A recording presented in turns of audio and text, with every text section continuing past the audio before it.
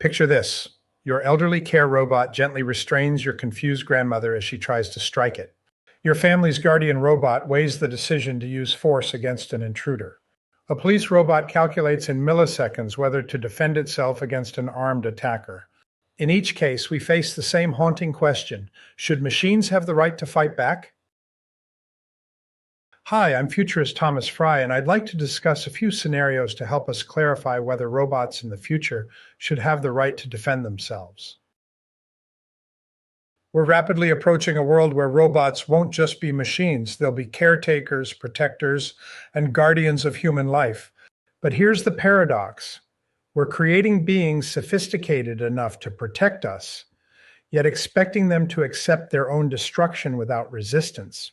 It's like building the perfect bodyguard and then demanding they stand still while someone tears them apart.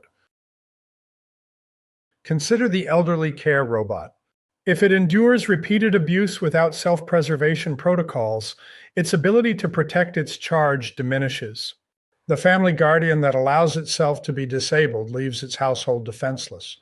The police robot that can't protect itself becomes a liability rather than an asset.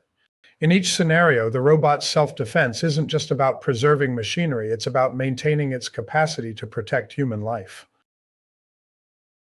But the moment we grant robots the right to defend themselves, we cross a philosophical Rubicon.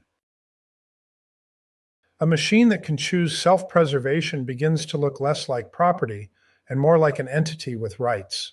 If a robot can legally defend itself, can it also refuse dangerous assignments, demand maintenance, sue for damages? The implications spiral outward, threatening to reshape our entire legal and ethical framework. The battlefield presents an even thornier dilemma. We're comfortable with robotic soldiers defending themselves in war, but what happens when those same machines police our streets? Can a robot programmed for combat be trusted to show restraint in civilian life? Should it have different rights in different contexts? Here's the uncomfortable truth. By creating machines sophisticated enough to protect human life, we're inadvertently building entities that may deserve protections themselves. The line between tool and guardian, between property and protector, becomes increasingly blurred. A robot advanced enough to make split-second ethical decisions about human safety is, by definition, sophisticated enough to value its own existence. We stand at a crossroads. If we deny robots the right to self-defense, we potentially compromise their ability to protect us. If we grant them this right, we take the first step toward treating them as autonomous beings rather than mere tools. Either way, the implications will reshape our society, our laws, and our understanding of what it means to be human in a world where machines can choose to fight back.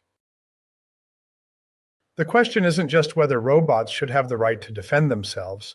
It's whether we're ready for a future where the distinction between protector and protected, between servant and citizen, becomes increasingly difficult to define. Thank you for listening. This has been a Futurist Speaker production.